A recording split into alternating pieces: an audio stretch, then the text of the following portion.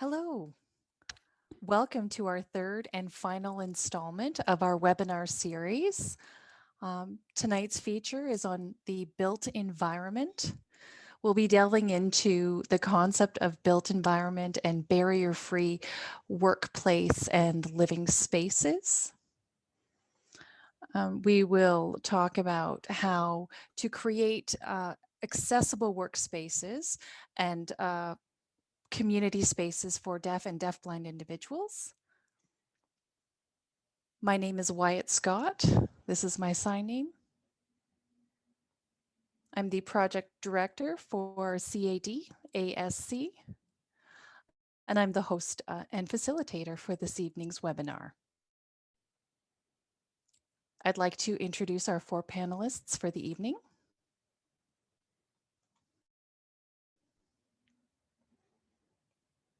I would like to start by introducing Robert Servage. Can you please introduce yourself? Hi, everyone. Good evening.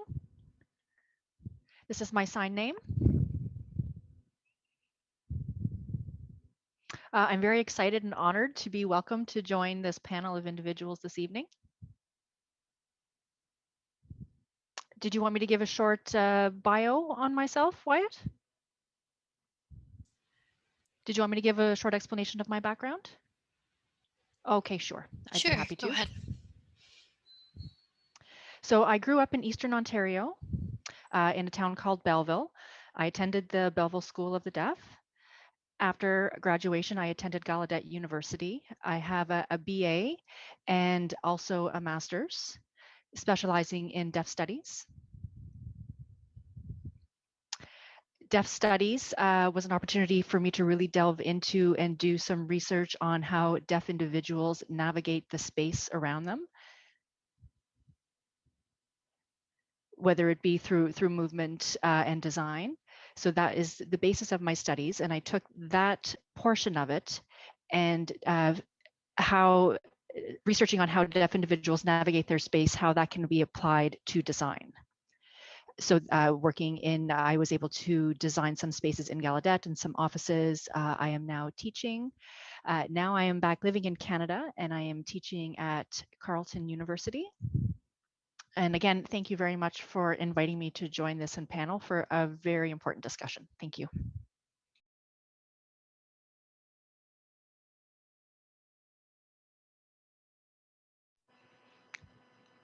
Sorry, a land acknowledgement?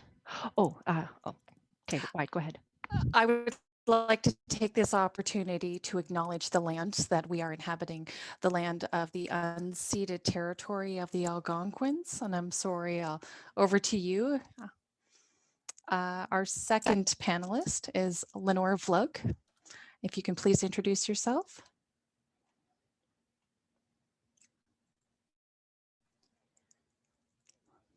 Hi.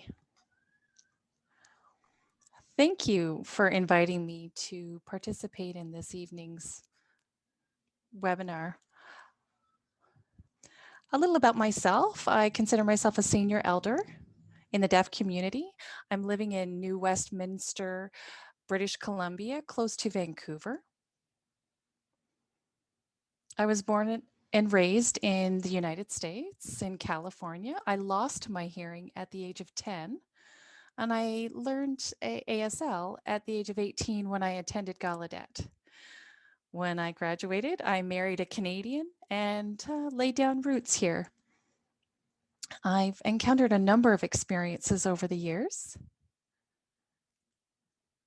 I studied my my undergraduate degree at the age of 43 later on in life, and I've worked with deaf and hard of hearing and deafblind adults. Master's at 43. Sorry, that's a master's degree that I obtained at the age of 43.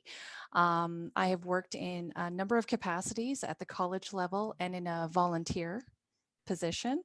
I've been teaching for approximately I taught for a few years until I took my retirement, and I recognized the need for a change.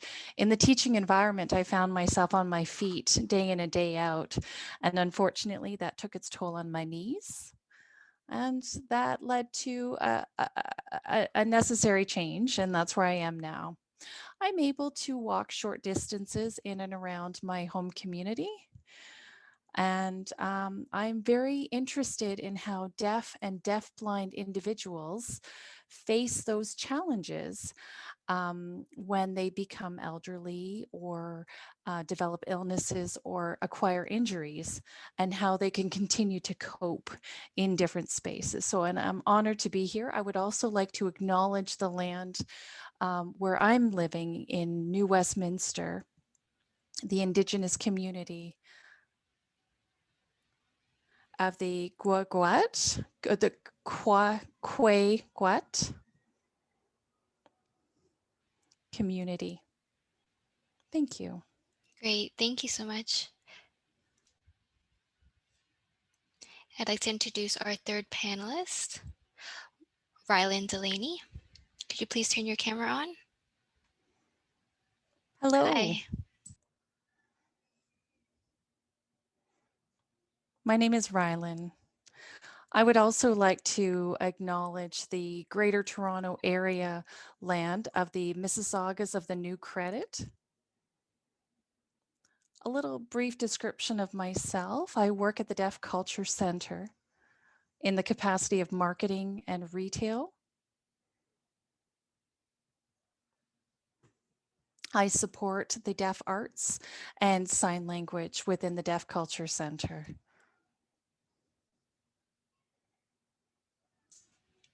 Great, thank you. Our fourth panelist is Joanne Cripps. I'm not sure if she'll be joining us tonight, but that's her sign name. Those will be our four panelists for this evening.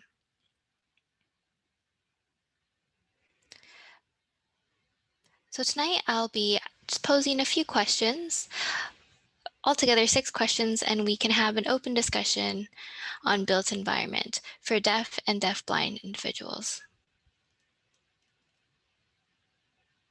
And after those 6 questions, we'll have a Q&A at the end. Okay. So I'd like to ask all panelists to please turn your cameras on.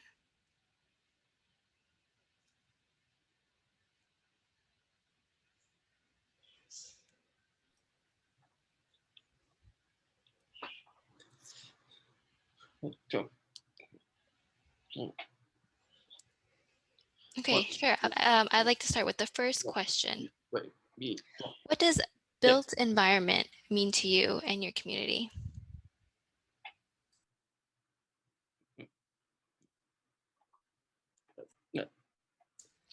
Lenore?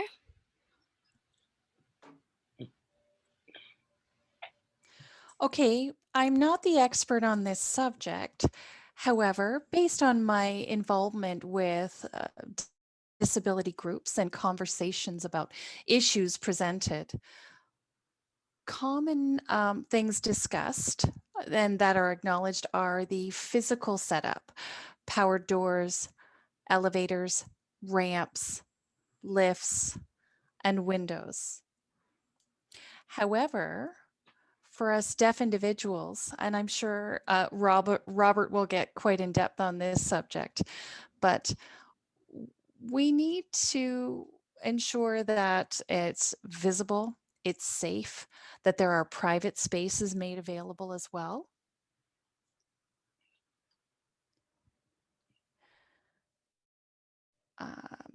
I think the second home that we purchased here in Canada caught our attention because it had 3 levels.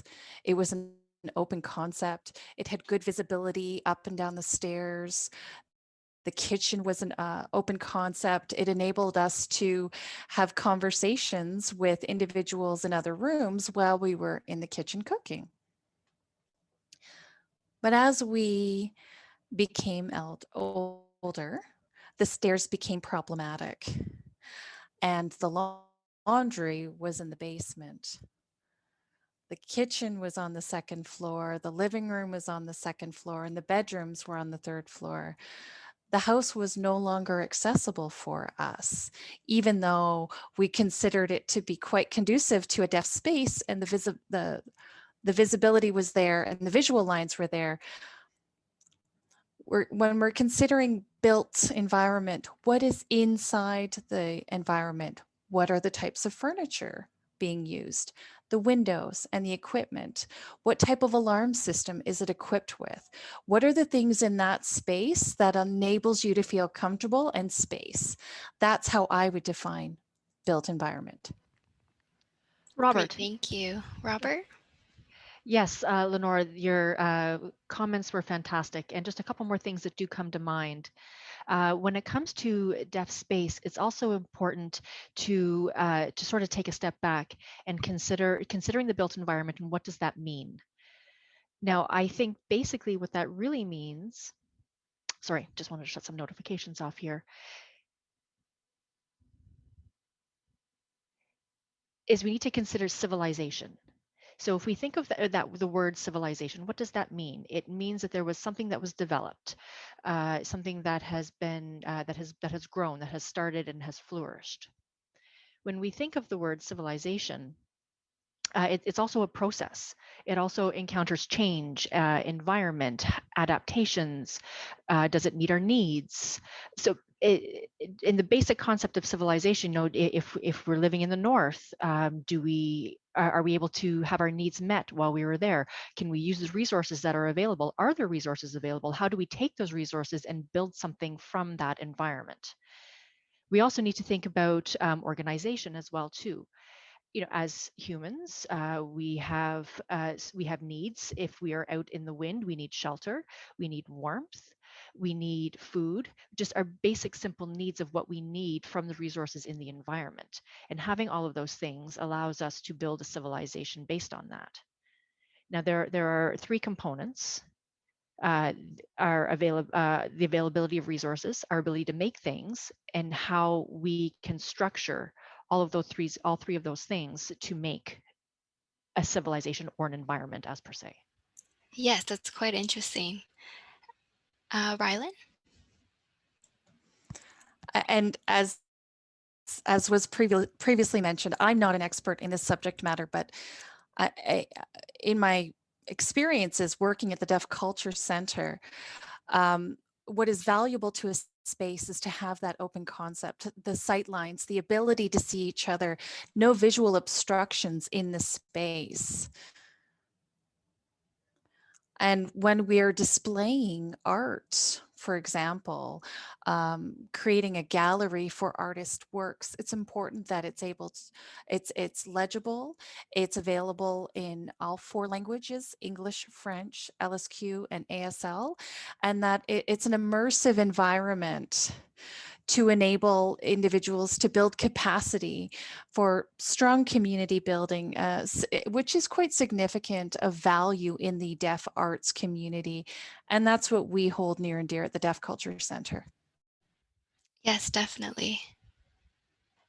Joanne? Yes, hi. I'm sorry. I joined a little bit late. And I'm not sure where we're at. Joanne, So you're a little dark. Can you add some light? The question I posed is, what does built environment mean to you? I co-authored an article on deaf spaces that I'd be happy to share with you if you'd like. For me, deaf space starts with me.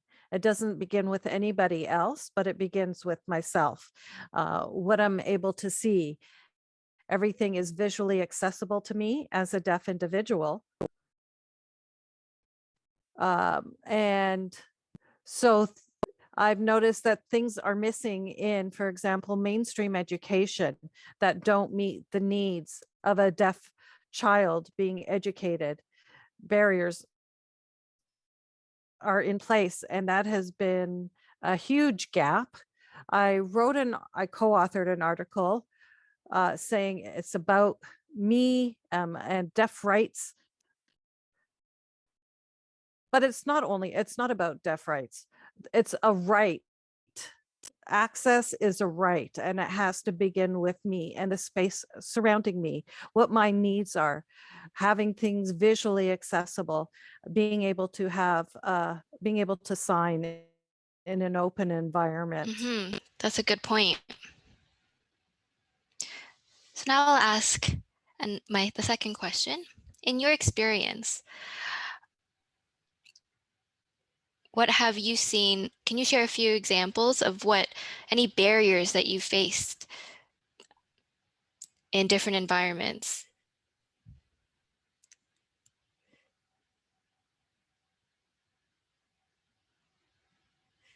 Lenore?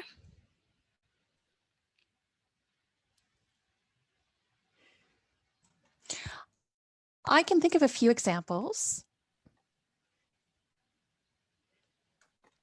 I sat on an advisory committee for persons with disabilities for the city of Vancouver when we were living in Vancouver. I sat on that committee for a 4-year term. That committee often held their meetings after 5 p.m. and the participants would arrive just prior to 5 p.m.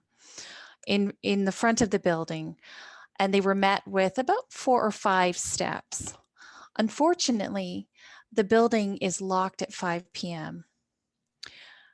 We had wheelchair users on the committee who had to access the building through the ramp, which I didn't consider much about. I had arrived late on one occasion due to heavy traffic, and it was after 5 p.m. So I understood I could walk up the ramp to the side of the building. Unfortunately, I was met with an intercom, which then would enable the door to open, but you had to speak into the intercom to the security guard on duty, who would then come and admit you into the building. That presented a barrier to me as a deaf individual. It's accessible to a person in a wheelchair. However, it was a barrier to me as a deaf individual. Another common experience that we're seeing is there is often an information center when you enter into a public building, a store, a hospital, or an office building, and there's an attendant that will greet you and communicate with you. But these days, these attendants are being replaced with a telephone. You have to pick up the telephone and contact somebody for information, which again is a barrier and inaccessible to deaf individuals. Another example, as you know, people are familiar with the airline system. You have to go to check in, check your baggage, and you pretty much understand the system after a few visits. There were 4 deafblind individuals traveling together, and they were attending a deafblind camp in Winnipeg. They had made all the arrangements, arrived on time, checked in, and they were sent to security. The group of 4 did all this on their own without the support of interveners, because 2 of the individuals had some sight and managed to navigate the group together. They waited at the gate for quite some time. Time passed. They expected to be called for boarding, and one of the individuals had asked questions, but about when their plane was boarding, and unfortunately, they were seated at the wrong gate, and nobody informed them, and their plane had left, and they had to incur a double fee. 3 individuals had to pay for an extra ticket. One of the individuals had upgraded their ticket and ended up incurring a small fee for the new flight, but they had to incur an additional full fare to get to their destination.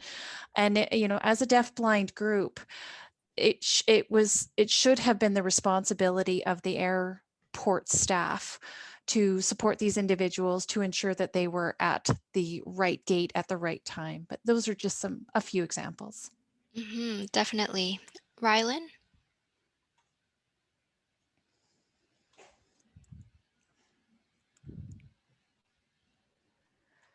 I can speak to my experience. I had attended a member of provincial parliament's office for our local MPP in Niagara. They were hosting a community forum. I had asked for them to provide a sign language interpreter. They usually provide accessibility services for those visible disability groups. However, I would consider deaf individuals an invisible disability, and sign language is imperative for my access. And I was explaining this process to the MPP. Unfortunately, this MPP was taken aback, didn't have an understanding of accessibility. They knew about the provision of ramps and appropriate lighting and audio cues and whatnot for individuals without sight. But I was hopeful that I could convince them to better understand the needs of individuals, being that Ontario does have the Accessibility for Ontarians with Disabilities Act. Mm-hmm. It's not really a very strong legislation when it comes to sign language recognition and access to sign language interpreters. But, I think it's imperative that children gain access to language and sign language. It is a right for them each and every day. And that's been a challenge that I encountered. And I know that many people face similar challenges across the country. And as Lenore had more experience and these deafblind individuals missing their flight, I've traveled across from Hamilton to Toronto on the GO train. But there's on occasion where the train has stopped, everybody exits the train. I don't know what's going on. I follow the crowd. There's no announcements made accessible to me. If they had some sort of ticker screen or something with visible announcements, I could follow, but everything is done auditorily. And then, of course, I don't know what's going on. This is a waste of my time. I'm running late. So language accessibility needs to be provided.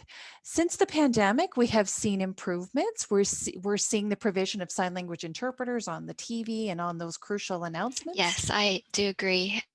And Robert, did you want to add? To ask a quick question. It's really hard to think of many all of the examples that we have experienced, but now I think that we could categorize them in particular themes.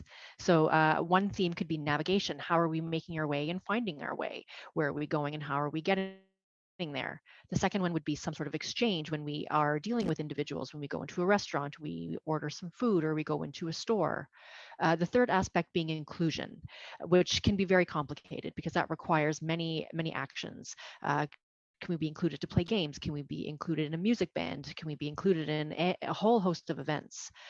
So really, basically, I think that what it all comes down to is, and I think the point of this discussion is, yes, we certainly have frustrations. We've all had barriers through our experiences, and is that just part of being a deaf individual living in a hearing world? I don't know. So a question that I had wanted to ask in terms of of getting out, and what does it look like if it's equal?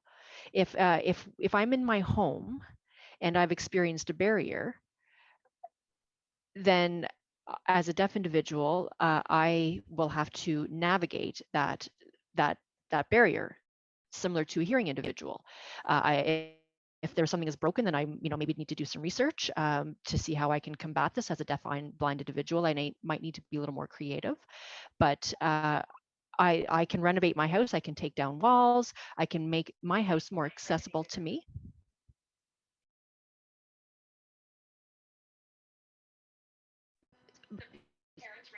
Oh, my parents renovated the house when they found out that both siblings were deaf. Now, my parents have since sold that home, and whether or not the work that they have done to make it accessible for us could be frustrating for the new homeowners. So it's really important to really understand, the home that you live in, how it can be accessible for your family. So those are just some pieces to keep in mind. That's a great perspective to share. Thank you. Any other comments? Lenore? I wanted to comment on Robert's piece about the description of what the built environment entails, and the example in relation to civilization and how civilization is created and what their needs are at those times. I would use civilized in quotations, but unfortunately, we have not recognized that the land that we inhabit has their own plan and intention, whether it be the water levels, if we're building near a mountain or a river, or even a desert land where we bring the water in. For example, in California, where I was born and raised, it is considered a desert. We fail to recognize that as we are building these spaces and creating these spaces, we fail to recognize and acknowledge the land and nature and the innateness of water. Water will go where it is intended to go and has for hundreds of years. And if you build near water, you risk flooding, you risk damage to property. And it shouldn't come as a big surprise, because those individuals who created those spaces near Mother Nature didn't learn from our indigenous individuals and the values that they hold within their communities. So civilization isn't necessarily always good for our environment. And if I could just follow up on that, Yeah, go it's ahead. also really important to recognize that civilization in itself is just a concept, and it's not static. It changes as times go. It's not established once and then left to exist. There are many different civilizations that have adapted over time. So if we think of, the working environment that has changed over time in terms of abilities and Working with the environment, not against. working with the environment, not against it. We need to keep in mind winds and rains and things like that. And when it comes to building different structures, we need to account what type of weather is typical of your location. And another thing that you had mentioned that is also important to keep in mind is that because we are through the process of civilization and making decisions and building environments, there are pieces that are being removed. So design needs to be incorporated into that. What does the final product look like? We've been excluded. We have been excluded of what the final product looks like. So right now it's not a forward-thinking design. It's now we need to go back and fix the problems that have been incorporated in previous designs in order to make it universally accessible for all. Joanne, did you want to add? Yes, I would like to comment on both Robert and Lenore and what they said. In terms of civilization, a good example would be a triangle. And so the top, as you can see, is the powerful part, and it's the shortest part. And then rights comes below that. Interests comes below that, and that is the largest part. And so I like to use power, the first, and rights, but most of the times they aren't successful, because when you're looking at yourself, when I look at me, it's not taken into consideration. Interests seem to be supposed to be for the benefit of all, to have inclusion of everybody and to have that support in order to make improvements to the environment. Yes.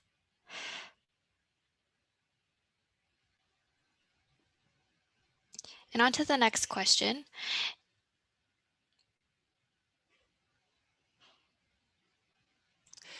I wanted to talk about the concept of deaf space, right? At Gallaudet, we spoke about the use of space and enabling sufficient space for people to be able to walk and navigate while communicating. So I understand deaf spaces could be in bars or restaurants. How do we create those social distanced environments that enable us to communicate? Um, as we can see, there's been a number of changes in spaces in general that may suit the needs of both deaf and hard of hearing individuals and hearing individuals for that matter. Lenore? I was contemplating what Joanne had said, that we're not just thinking about ourselves, but we're thinking about including others. We should be considering ourselves, but also our needs in the future as we become older, as things happen to us. When we consider a deaf space, we do require that distance, unless you happen to be deaf-blind. And again, it would depend on your needs as a deaf-blind individual. Since the 1980s, I've been heavily involved in the deaf-blind community, although I am not deaf-blind myself. Some deaf-blind individuals prefer to keep an even further distance when communicating with individuals to accommodate their field of vision space, and Robert can speak to that. Whereas other individuals require a much closer proximity. It would really depend. So there isn't a one size fits all in proximity with the deafblind community. Another thing is that the deafblind community often feels excluded. Events in the deaf community are hosted at bars and theaters in darker lit environments that do not enable individuals to see. And deafblind seniors, or even deaf seniors for that matter, feel unsafe that with the dim lighting, they have a higher likelihood of falling. The deaf community in BC was looking for a new space in New Westminster, and we were looking to share space with another organization. We had agreed that at the time we'd meet in New Westminster. I wasn't living there at the time, but I realized that this had 2 stories in this space, but there was no elevator. You had to navigate up a set of stairs. The stairs did have a railing, but it was a marble staircase, which was quite slippery and quite unsafe. I thought, I'll be okay. I managed to make it up the stairs. I saw the space was small and quite dimly lit, and I had said, I'm so sorry, we can't take this space. I ended up going into the washroom. It was quite small, and there was a step up into the washroom, which was inaccessible. And I had mentioned that, and I said, this building in general is inaccessible. The cost was quite cheap, but it was not accessible. And that's another thing to consider. An accessible space, whether you call it a deaf space, you need to have the cost to make it right, to make it accessible, to create sufficient lighting. And that's something that we really do need to be considerate of. In a perfect world, everything would be just so. As if Robert was the designer, it would be entirely accessible. But in the real world, we have to look at spaces that we in our deaf organizations can afford. And oftentimes we cannot afford those appropriate spaces. Yeah, we need to, like Robert said, we need to fix the. We need to consider that we shouldn't have to put extra money into fixing these spaces, that the process should be there in place. Yes, at my time, whenever I was working on design at Gallaudet University, I was focusing on a lot of my research was focusing on deaf design. And one word that would come up quite often within deaf space that I noticed that we're starting to see a little bit more become a little more trendy at the time or now is recognizing that, you know, as long as deaf people have walked on this earth, we have had deaf people walking on this earth for its entirety. This deafness isn't a new concept.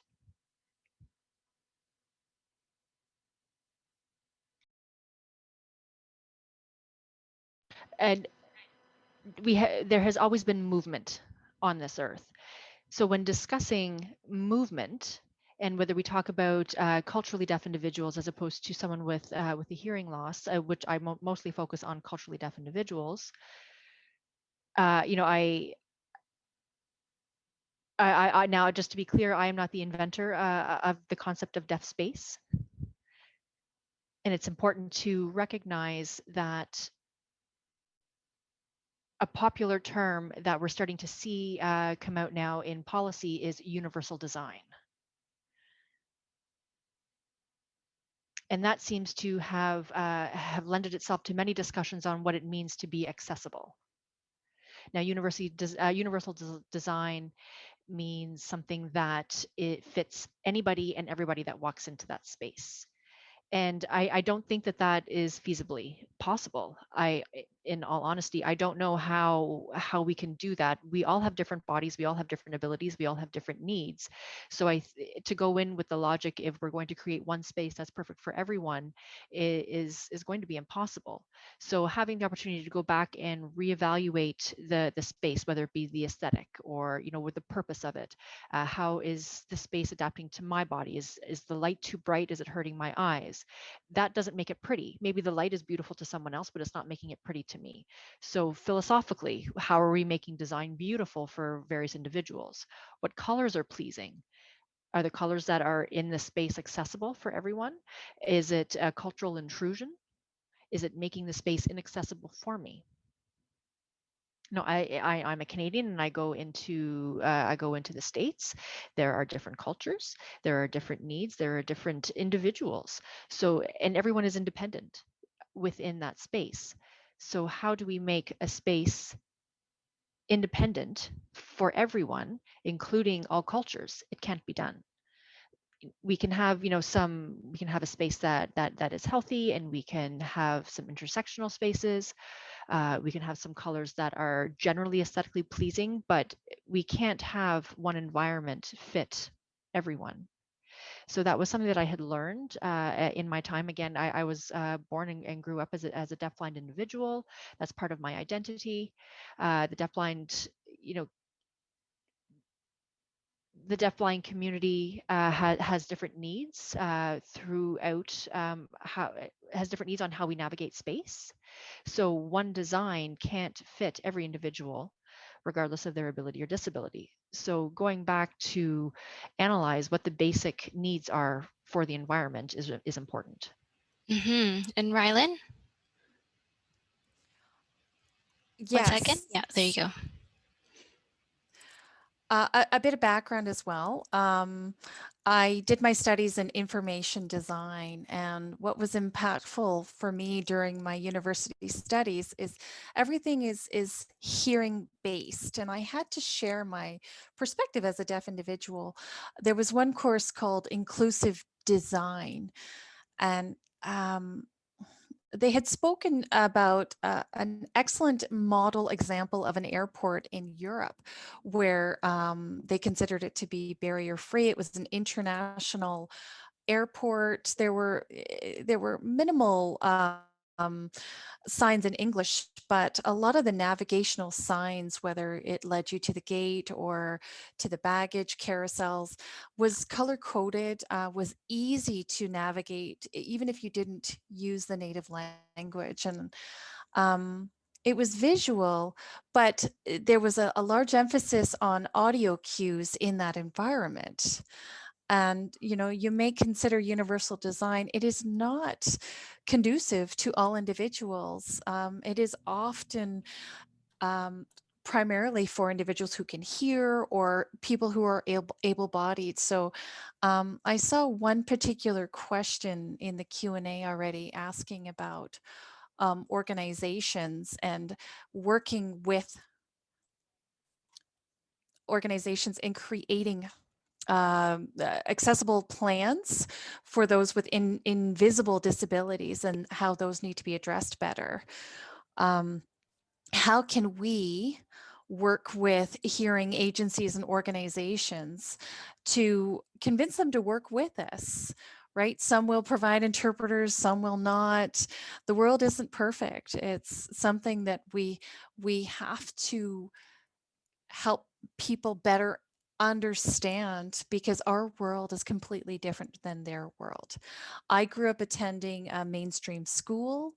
I didn't really have a deaf school experience or a real taste of a deaf space. There were only a few of us deaf students in an all hearing school. And it wasn't until my time working here at the Deaf Culture Center that I finally learned a lot more about deaf space and how this applies to the real world. And, this should be happening far sooner. Exactly.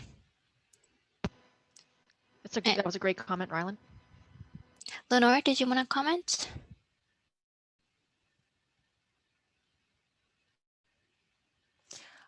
I wanted to speak about inclusion and an example about Joanne's comment. There were a number of deaf individuals getting together for a conference, and I stayed at somebody's condo, and I think they were on the 23rd floor, if I remember correctly.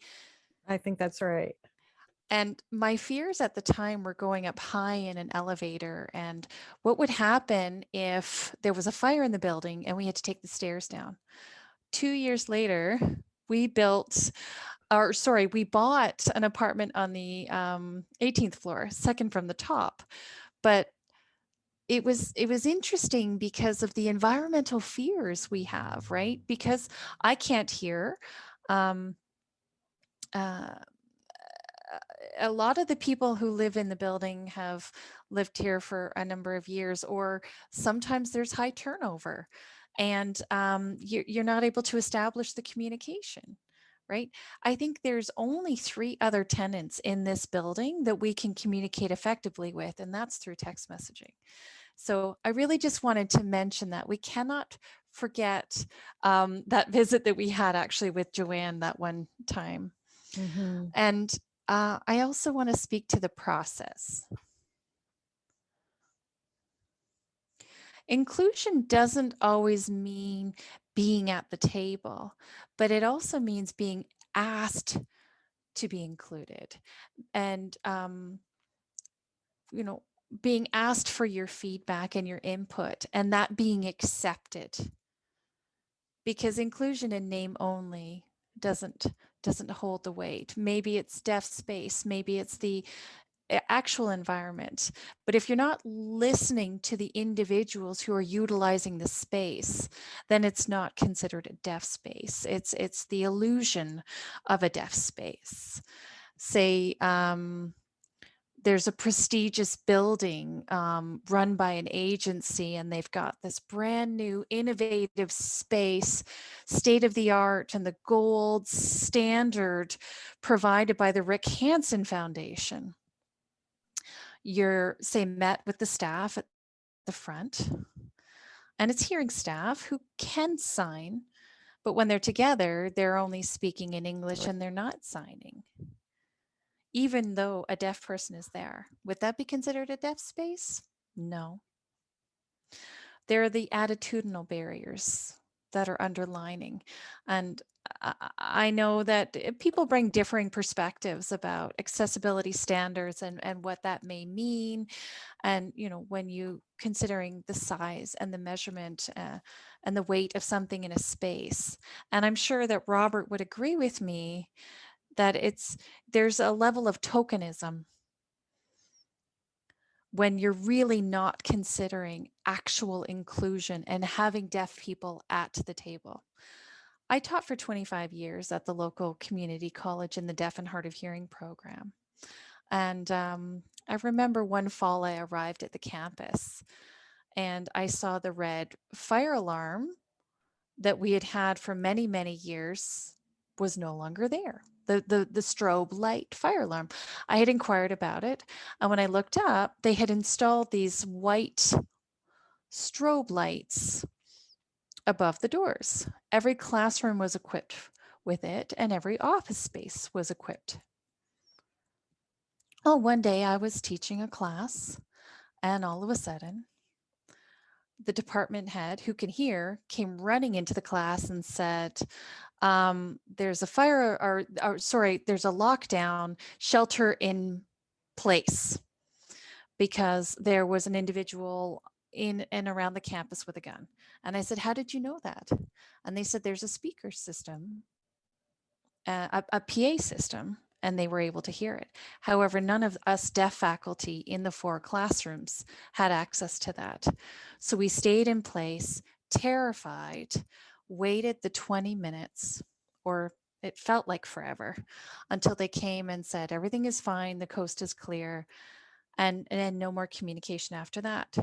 The following day, we found out, yes, indeed, the information was disseminated over the PA, and that it was a false alarm, and that it was a mistake by one of the security members on campus who hit the wrong button. But this raised a number of valid concerns. Departments who have deaf staff, faculty, and students. People didn't know what was going on. We didn't know what the plan was. We couldn't hear, and we couldn't hear about it after the fact. So after about a full year, they finally installed monitors in each classroom and office space, as well as on all of the campus computers, with an alert warning system in a text, visual message taking up the screen, providing you with the information on what was happening. Thank God nothing seriously happened that day, but it was terrifying. And the whole event was inaccessible to us, unfortunately. Yeah, wow. Joanne? I would like to talk about the words access and inclusion. My definition of access, hang on Oh, just one second, one Joanne. moment. Just switching interpreters. Oh, you can go ahead now. Okay, so just to begin again, I'd like to talk about access and inclusion as 2 separate terms. Access, to me, is part of universal design, such as public events, speaking engagements, providing interpreters for that, or interpreters in individual meetings. Access is receiving that information, or being on a train and having visual cues to allow you to know when there are stops. Access also means ramps, and it can be textured walls or locations that are easy for people to navigate with. All of that to me is access.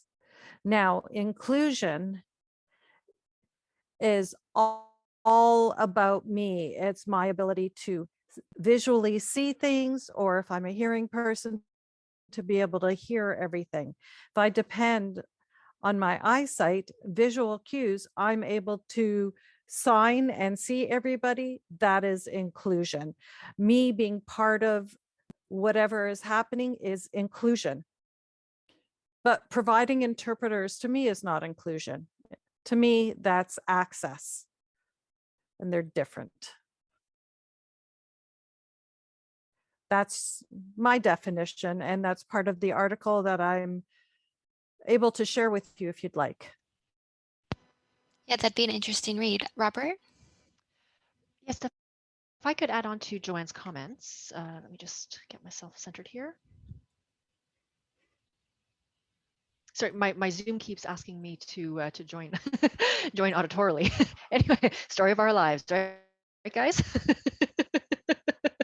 Geez, they keep pushing us to try and hear. God, get over it already. So maybe this is a point of discussion for this platform.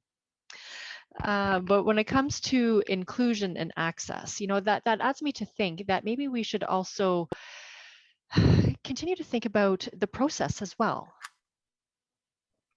If I'm included in a design project in the States, I was included in one in Colorado at the school. There's a deaf school in Colorado.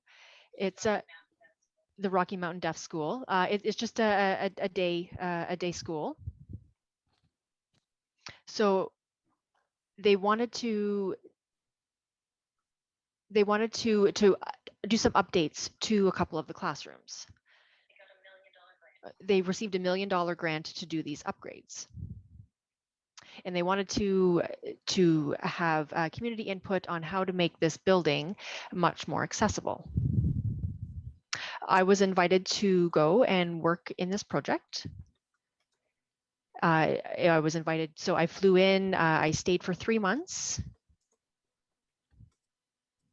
I was included. I was part of the negotiations. We came to, we came to agreements on where I would stay, the cost of my expenses. When there was meetings, would I be included in the meetings? I needed to make sure that I had my own space. While I was there at the school, it was important that any students any youth that were hired on needed to be paid positions, whether it looked like an internship for recognition for their work, because we were taking their intellectual property and we were going to put it back into the school. We didn't want to make sure that, any information or design that was included wasn't benefiting the students that would be a part of this school. So there was a lot of negotiations within the process of getting there. There were meetings with stakeholders, there were meeting with parents, there were meeting with teachers, with students, and all of that was included in the second part of the process.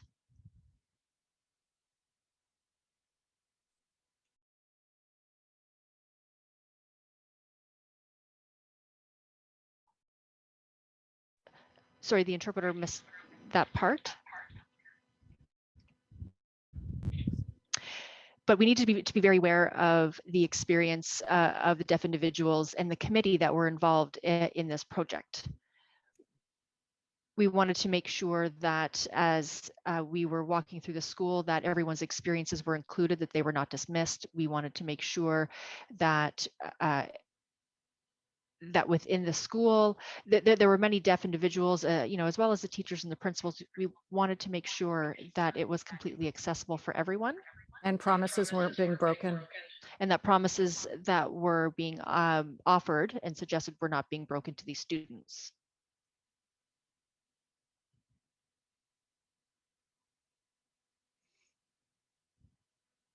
There was one request that the flooring in the classrooms be sensitive to vibration. So if somebody wanted to tap their foot to get someone's attention, that the flooring would be could be sensitive to that, but not too sensitive so that it was distracting.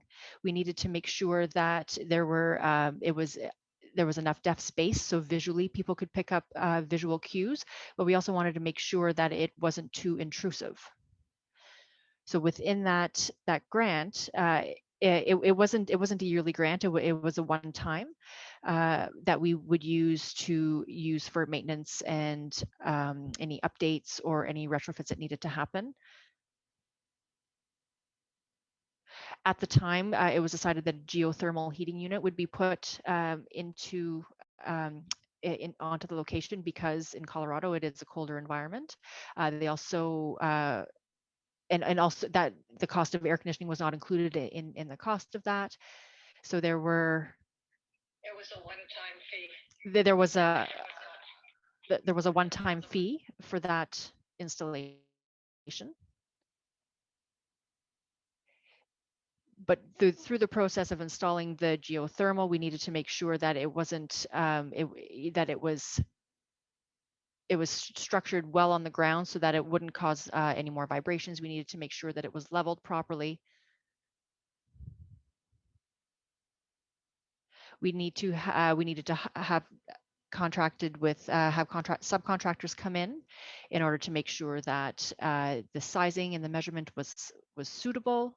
We needed to make sure that the coils for the air conditioning were suitable to the unit. We needed to make sure that the area was cleared and ready for it. We needed to make sure that there was going to be enough airflow. We didn't want it to get stuck in one particular room. We wanted to make sure it was flowing throughout the school. We needed to make sure that all of the vents were clear. So we had the engineer come and explain all of these things to the stakeholders. And at that time, it was causing some tensions. But we needed to trust that hearing individuals weren't trying to take advantage of what it was that we were striving for. So we asked some time to do a bit of research. We did a couple mock-ups. We did a couple designs. We did everything to make sure that we had it installed in a way that it should properly be. We wanted to make sure that everyone was included. When we called all the individuals back, the engineer back, the air quality control was deemed to not be suitable, so we needed to make some adjustments. So we needed to, within our video, we needed to make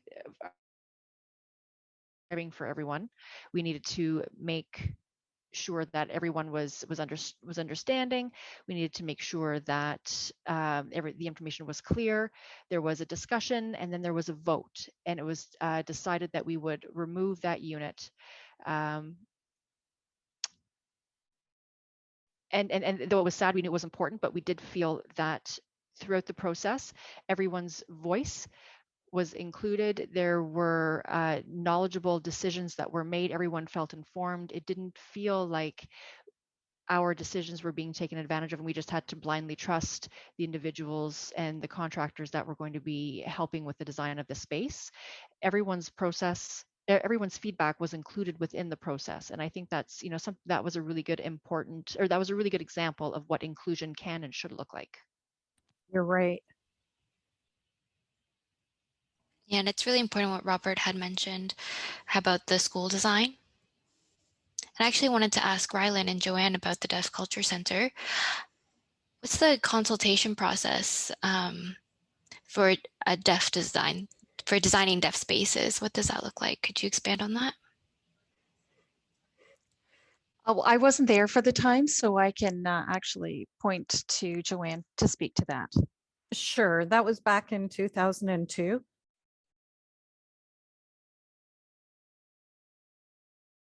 The Deaf Culture Center was founded in 2002. And prior to that, there was a great deal of research that was undertaken with different organizations in the deaf community.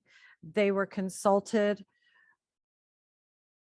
There was also the Deaf Canada Conference that was happening in Newfoundland at that time.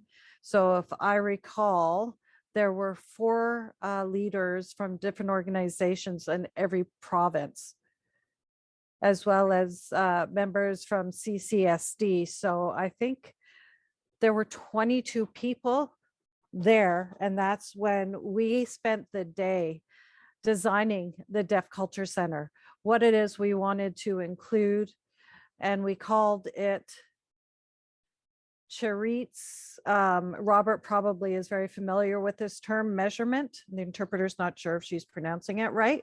It's a French term, but it was an opportunity for everybody to have input on what it is that they wanted to see in place. If they had pictures, if they had brochures, submit all of that. We broke out into round tables and we discussed what they wanted to see in the Deaf Culture Center. We gathered all of that information and we took that back with us and went through it. We didn't initially want it in Toronto because everyone thinks that Toronto thinks they're the center of the universe. However, I was going to be running this organization and I lived in Toronto. And so when people flew, we flew to Montreal, Toronto, and Vancouver to look at different locations where we could possibly open the Deaf Culture Center. And it came down to a vote and everyone chose Toronto. If it wanted to move to BC, then that would be fine as well. Even now, if someone's interested in running it, they could move the location.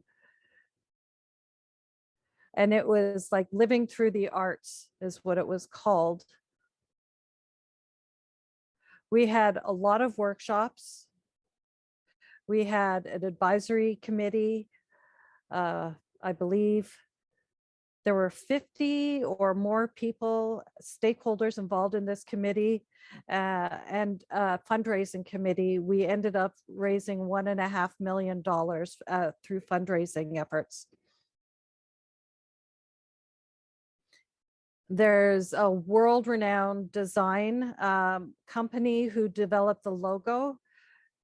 If any of the other interpreters caught it, this interpreter missed it, but we have a coffee table book that shows all of the different logos that we collected.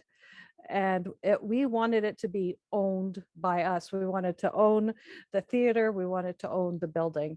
And so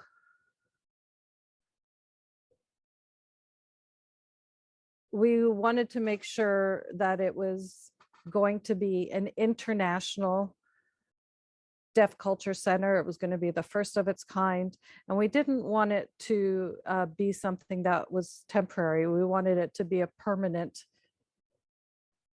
place. Now, in 2004, the arts hadn't been developed as of yet.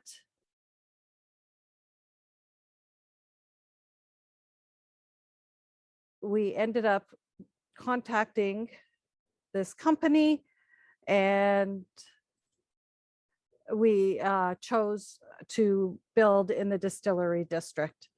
And we created a deaf space.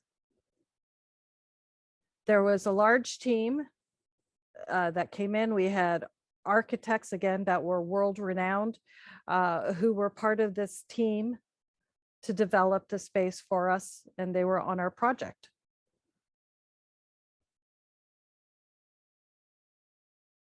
We didn't want to dangle a carrot and not have what we wanted considered. So we ensured that we were going to be there, and we've been here for 15 years now. Now, I just want to also, what Robert was speaking about in terms of being part of the process. Oh, one moment. We're just going to switch interpreters. It's not good enough for things to proceed. We need to be part of the process at every step, and that's a collective. We know that the deaf community believes very strongly in being a collective. Yeah, wow, it's an interesting discussion. Yes, it's not only me as an individual who makes a decision. We have to bring in a group of people and collectively make decisions. As part of Deaf Arts exhibitions that we were going to show, now that Rylan is working in the Deaf Culture Center, she works as the deaf advertising and retail space manager, and she also brings in a lot of people. I don't own it. I don't own the process. We're all part of the process. Mm-hmm.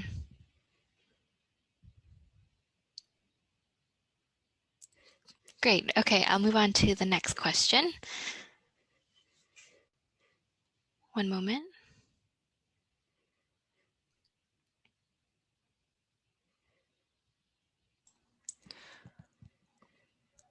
As we are familiar with the federal new Accessible Canada Act, the federal spaces such as airports and a lot of the public spaces now have to adhere to the Accessible Canada Act. I know it differs from the provincial legislation such as AODA in Ontario. I'm pretty sure BC has their own provincial legislation, but how important is it for legislation to stress the requirement for accommodations to be followed or adhered to? Robert, would you like to speak to that?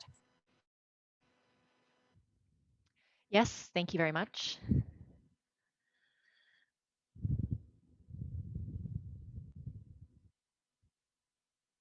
I don't know if it was the first or second question you had asked about barriers.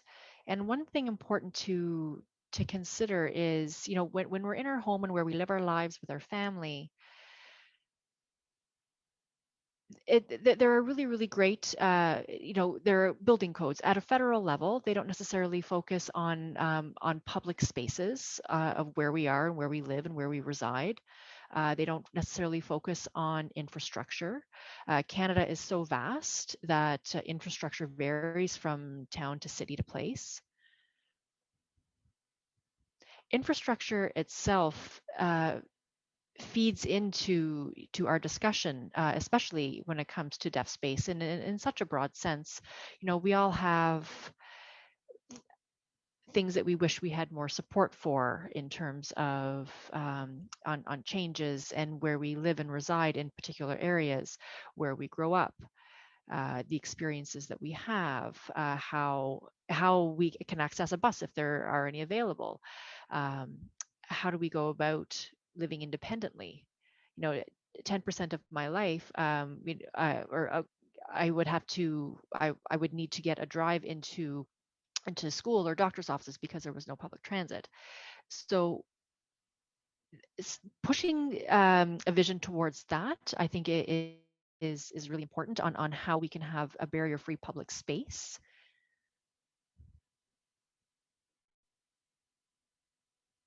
We don't want to lose sight of people.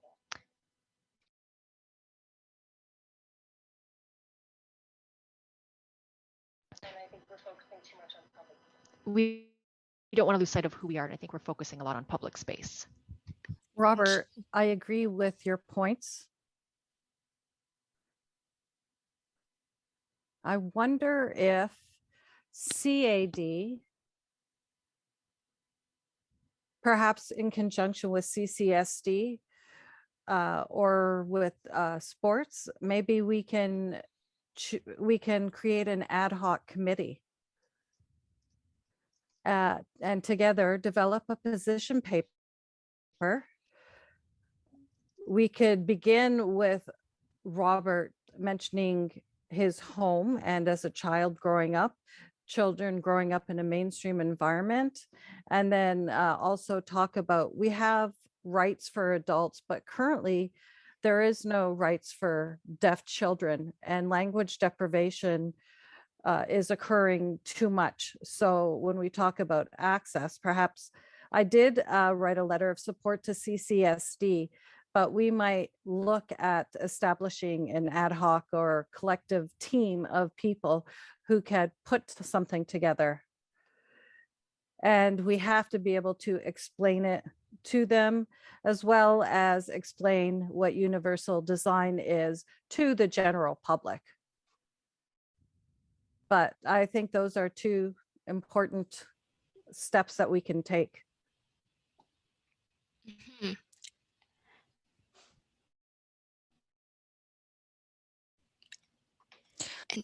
And after this panel, actually, we are putting out a submission for consultations, and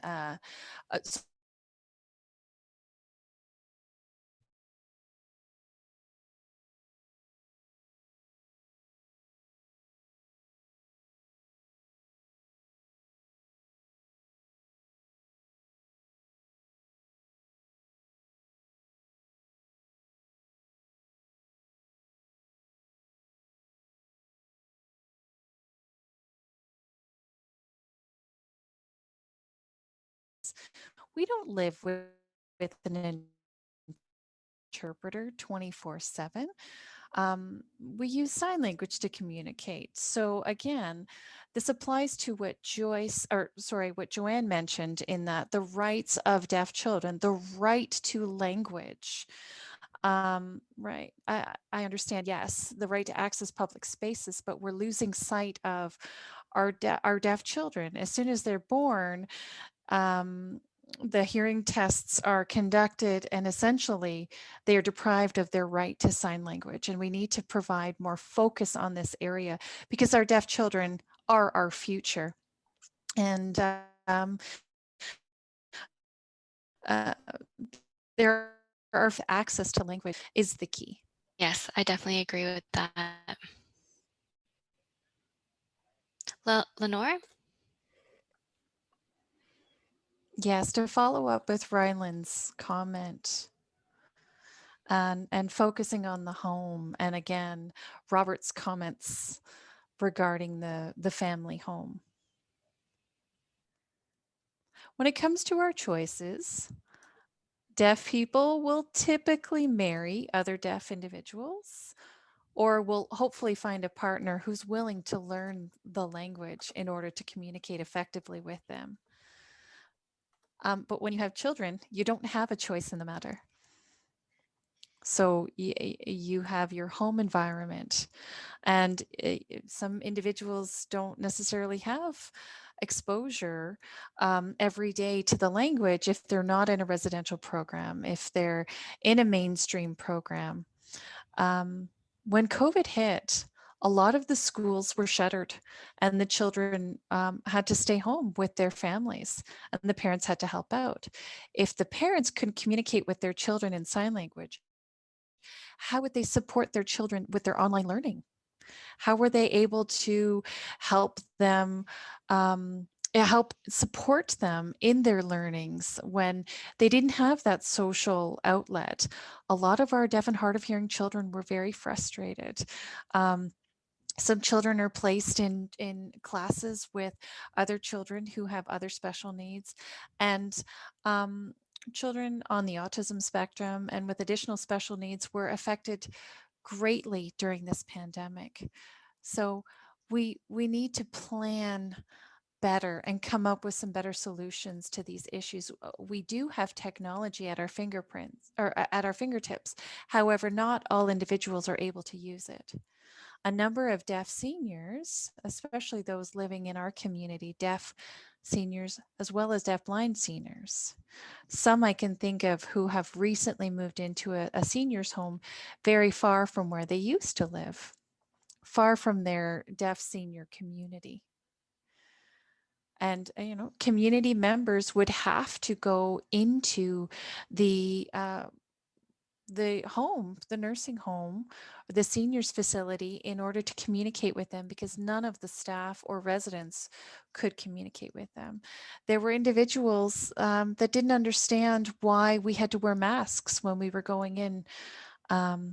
There were interveners who had to go into deafblind individuals' rooms and have morning meetings with them.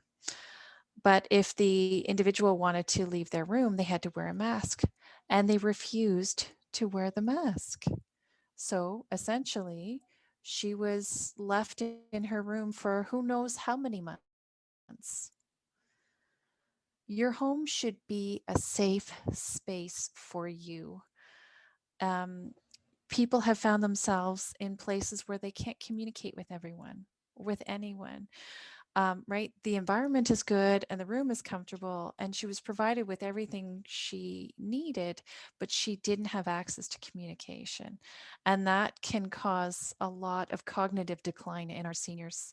And so that again speaks to the notion of inclusion. You can design the most beautiful building in space, and it can be well lit and conducive to all individuals, but only from the perspective of a hearing individual who thinks they know what's best for a deaf space, but they're not listening to the individuals in the space. They're not installing the visual fire alarms. They're not acknowledging where they put a desk. If you're working in a space, you shouldn't have the door behind you. That is just not acceptable in a deaf space. Where I'm currently situated, I can see the door, therefore I know if somebody's coming in. I would never move my desk so that my husband could walk in on me and scare me and possibly give me a heart attack. But those are the things that we need to be cognizant of, and that people are not asking these questions.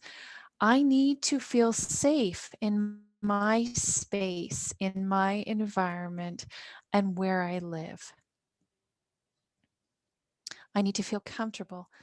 And as Joanne said, that comes from the inside. But what that means, however, is people on the outside need to listen and pay attention to what we are telling them. Exactly.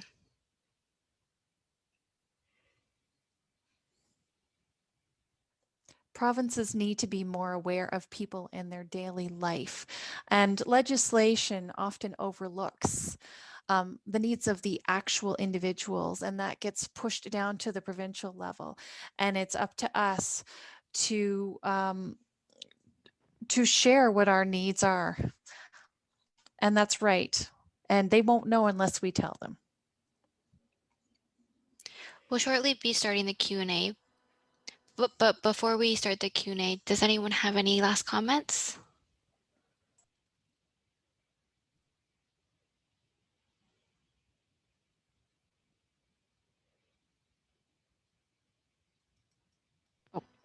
I do, yes. This is Robert here. Zoom keeps asking me to join through auditorily. Yes, I don't think that is ever going to be a one-size-fits-all solution for these issues. You know, when it comes to access to interpreters, you know, that's great. We're starting to see that interpreters more and more visibly now. We now have video relay service here in Canada, which is great. But I do have some concerns that our discussion is sort of going a little off course. On just making sure that everyone's needs are met. Are your needs met? Are you comfortable? You know, and it's not necessarily asking about your complete access. It's, you know, here's the technology. Are you appeased at this point? We want to make sure that we are being included and we can all benefit. There's a particular aim within design, and are interpreters necessarily included in the design that is being offered? You're right. And where they will stand and where they will be. We need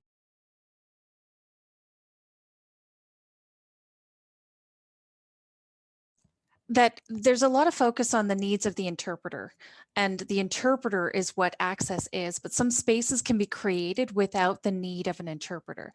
So, right.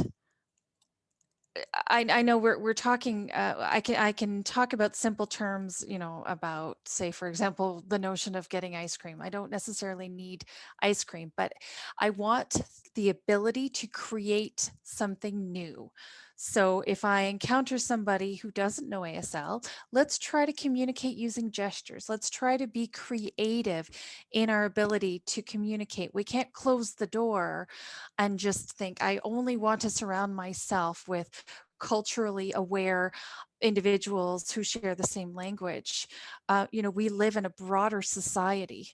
So it's a little different from interpreters. Interpreters have been there. The infrastructure of the system of the provision of interpreters have become a necessary evil, but that doesn't create a deaf space. So just a concept that I've been considering. Yeah, and Rylan, would you like to add?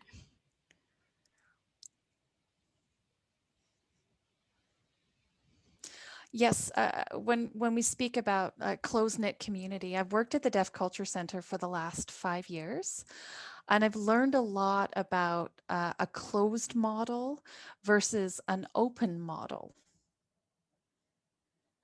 What I've noticed within deaf organizations, it tends to be a closed model, which isn't necessarily a bad thing, but we're very tightly knit in our values and our beliefs, and it's hard to make strides when we close the door to other perspectives or other views.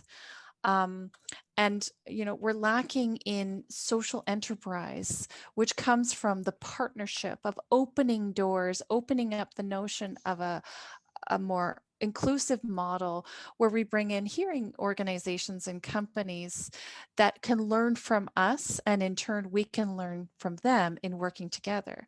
Currently, the Deaf Culture Center has partnered with Palgong Tea Company, which is a bubble tea company. They're utilizing our space for their business. They're selling bubble tea drinks. Some of our deaf culture staff work there.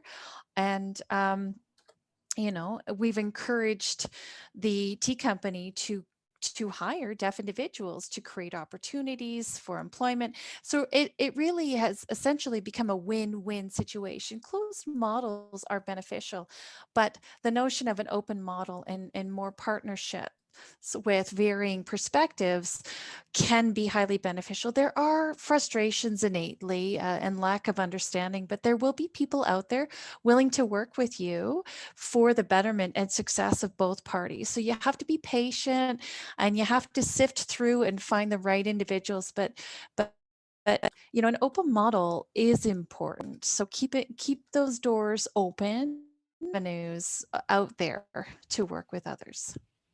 Exactly. And Joanne, you'll have the final comment. Yes, I want to talk about the open model that Ryland is speaking of. Sorry, I was also being told to unmute myself.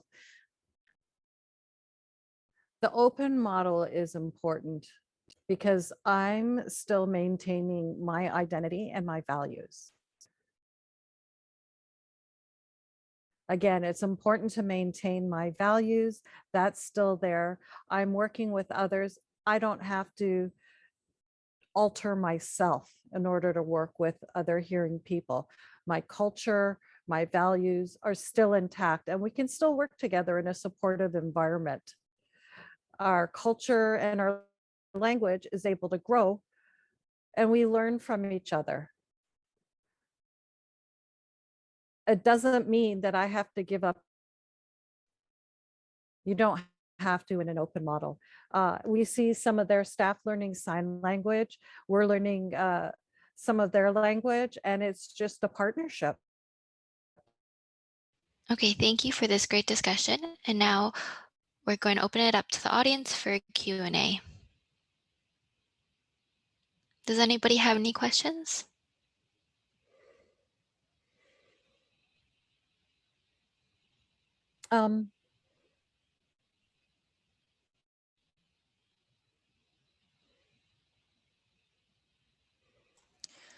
If anybody in the audience would like to pose a question, you can request to turn on your video, or you can post your question in the chat and I can sign it for you. It looks like Allard has a question, or he made a comment. While we wait for questions, we can take a quick break. We can come back at 8:30. Wyatt, I just want to let you know that Allard had a question. He said he's unable to turn on his camera. If you want to take a look in the chat, you can see it. Oh, I saw one. Okay. Could everyone turn off their cameras, please?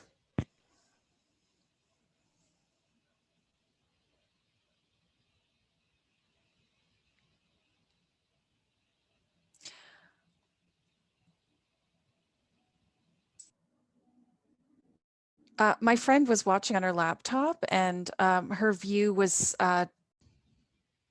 Welcome back, everybody. So now we'll start the Q&A. Does anybody have any questions?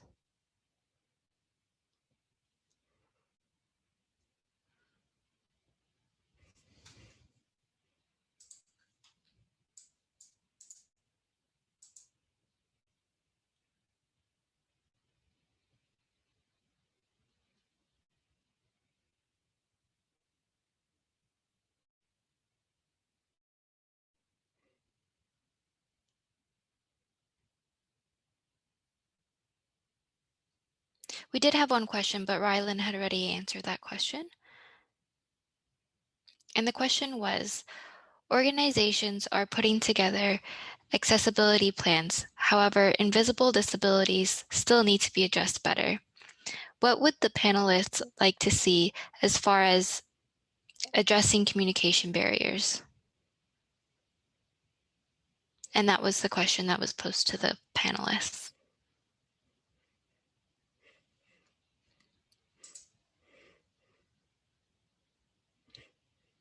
Joanne?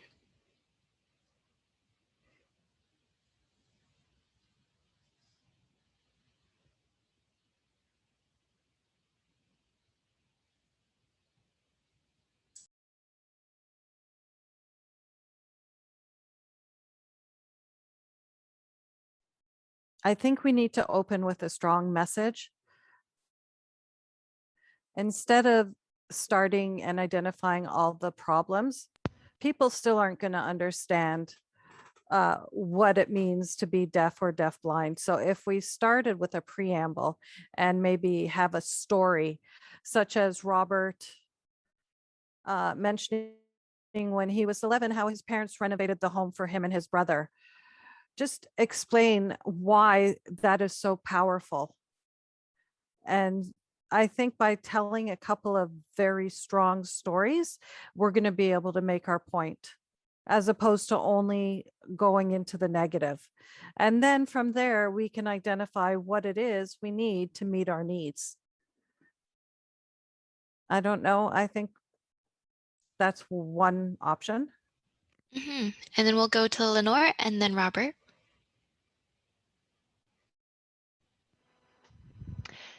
Yes, last time you let me go first, so I'll let you go first this time. Okay, go ahead, Lenore. Oh, okay. I was just mentioning I have a friend seated next to me, and she does have a question. She is deafblind. Okay.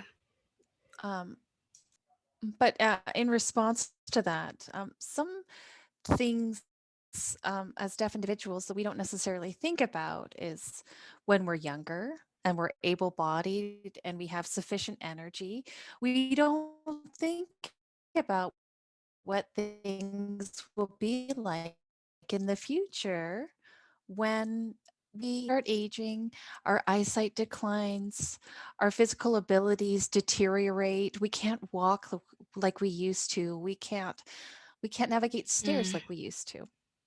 And so there are a number of gaps that we need to address. The youth are not socializing with seniors, and they often roll their eyes at deaf seniors when we raise issues because they haven't lived it, they haven't addressed it, they may not have had those conversations with their grandparents, they may not know of the stories that their family have, especially as they're younger. And it's, we learn things as we live through our lives. When we're looking at organizations and planning, oftentimes people don't consider persons with disabilities, especially those who have invisible disabilities. But what we often overlook are allergies and sense sensitivities. And in you know environmental inspections, they have noticed that women have extreme chemical sensitivities and scent sensitivities to materials in the buildings. So when designing these spaces, they need to be considerate of the air circulation and the odor that come with these materials. In COVID-19, it was recognized that the air quality in a lot of the schools was poor. Therefore, the children couldn't be in the schools because that would put them and the teachers at greater risk. They weren't able to open windows. They weren't able to use fans and circulate the air, so that something to be more cognitive. Wait, over to you, Robert. And then after Robert, my friend would like to pose her question. Sure, go ahead, Robert. Yeah, that is a really loaded question, and I think any answer is really opening a can of worms that are going to spill out and make their way around. Through teaching my courses with under disability studies, we have really found that there's a lot of theory related to disability studies and historical discussions about disability and how they have come to be. And it's a rather complicated concept. And you're right, often committees think that they've checked all the boxes, but they're always missing one view that it's really tough. It's really hard to get everyone's perspective included. I noticed that when we talk about the deaf community and deafness, a deaf individual has, of course, many years of deaf experience, but I don't. But the ADA isn't 200 years ago. Deafness hasn't been considered, or has been considered a disability in the last 200 years. It has become socially more complex. It's become part of the social mechanism of the need to use all parts of your body. And if we can change society from a rigid view to become more,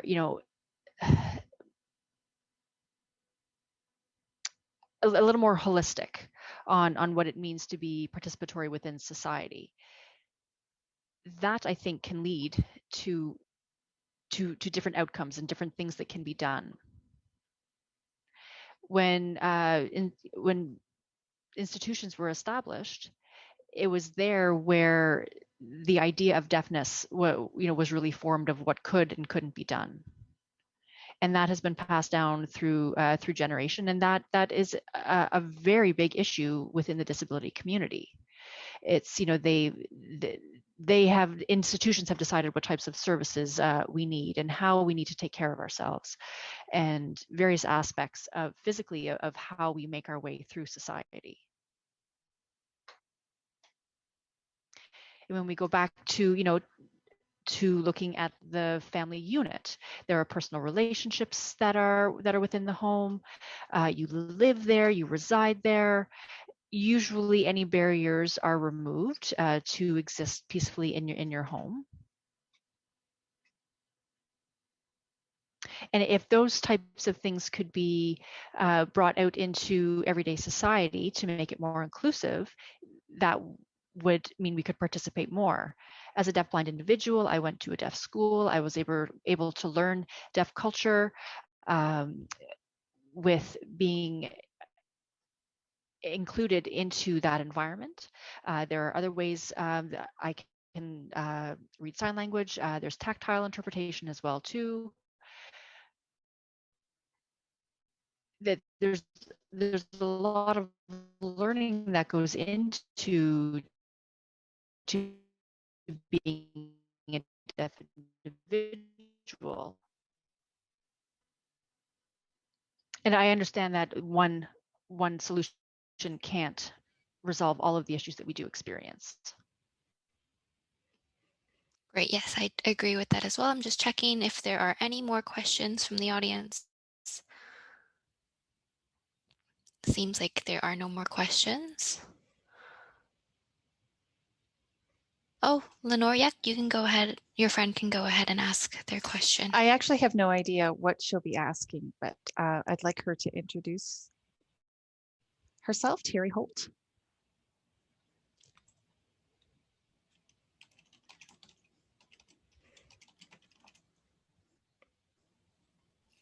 Hello. Hi. Yeah, sorry about my shirt. I realize it's not a very good backdrop for those who are deafblind. My name is Terry. I moved to BC and grew up here. A little bit off topic, but I want to speak about some of my experiences. Okay. And some of them are very similar to Joanne's, about having experience in schools and society's effects on it, where you don't really know things until you get old, until you're older, and things remain the same for young children with all of these barriers in place. Being deaf-blind, or hard of hearing, I always grew up knowing what to do with the hearing community. I wasn't on par with them, but I knew what to do. There was a lot of pressure put on us, a lot of stress. Communication was always difficult. And we were always put off to the side. We were never really treated equally.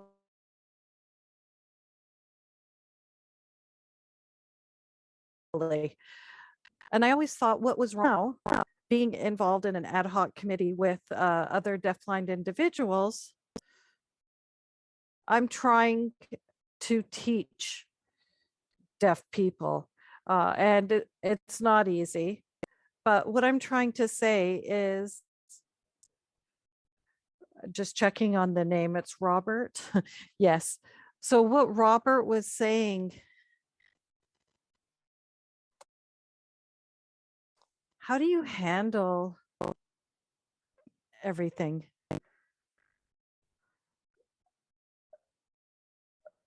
And if you don't have advanced education, if your communication skills aren't at a level that they need to be, how are you able to communicate?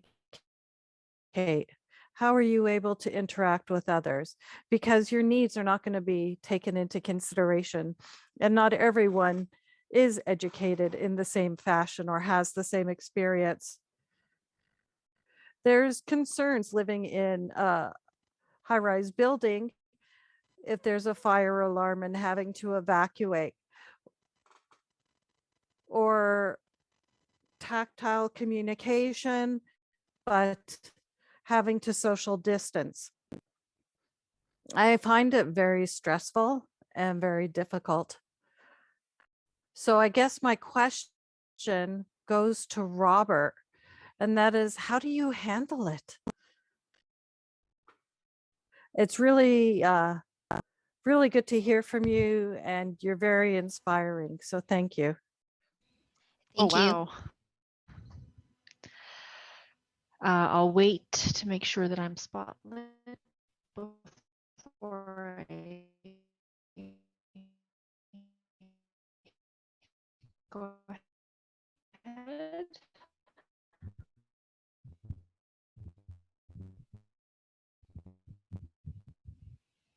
That they not have all been standard experiences, but I can say that when I was born, they knew that I was deaf. My parents knew that I was deaf. I was diagnosed with Usher syndrome at a young age, and the doctor had thought that I would become blind by the age of 10. And that really threw my mom off. There weren't a lot of options that were given to her. I could go to a blind school or I could go to a deaf school. There wasn't anything in the middle. So my mom realized that, my parents are hearing, that if I went to a blind school, I could learn a tactile way of life, but where would my language come from? And if I had a language, then that would serve me better in life. So my parents decided to send me to the deaf school in Belleville. But there needed to be some follow-up, and I needed to learn particular norms and behaviors when it came to deafness and when it came to potentially becoming blind. There were things I needed to learn. It was a lot of work. It was a struggle. I worked with interveners, and I practiced on how I would be able to work with an intervener in the future. If I needed to learn any oral skills and compare those with any oral skills, I really enjoyed the learning of all of those social norms and cues. The really funny part of all of this was that when I was once I came out of that environment, I was really forced to learn as a deaf individual, and that led to me really finding my passion within deaf space and research. And I because I really wanted to feel accepted, included, and identify where the mistakes were and to improve upon those.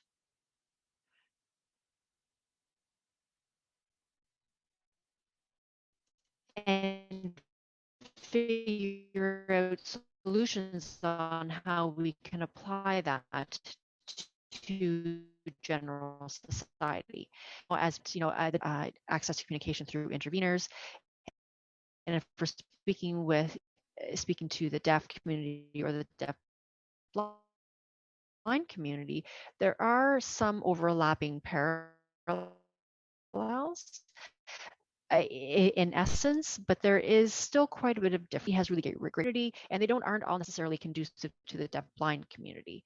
So there needs to be different types of services allotted to these different types of communities. I'm not sure if that answers your question. Great, thank you. Thank you, and I hope to meet you again, Robert.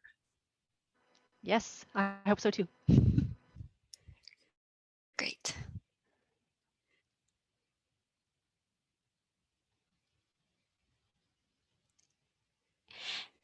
And since there are no more questions, I think it's a great time to wrap up this evening.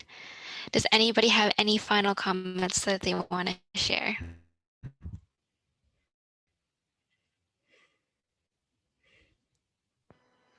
I just want to say, Robert, here that I really appreciated this open discussion. I think that it was very valuable. Thank you. Mm-hmm, for sure. And from Joanne, I second that.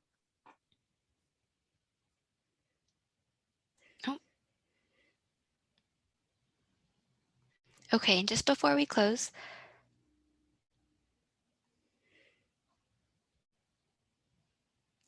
We'll be disseminating applications for those of you who would like to sit on an advisory committee with built environment. We'll also be posting this panel on YouTube in the next few days, so feel free to share this with the public at large. I'd like to say thank you so much to our panelists and for our ASL English and ASL LSQ interpreters. We thank you very much for your time. Good night. Thank you.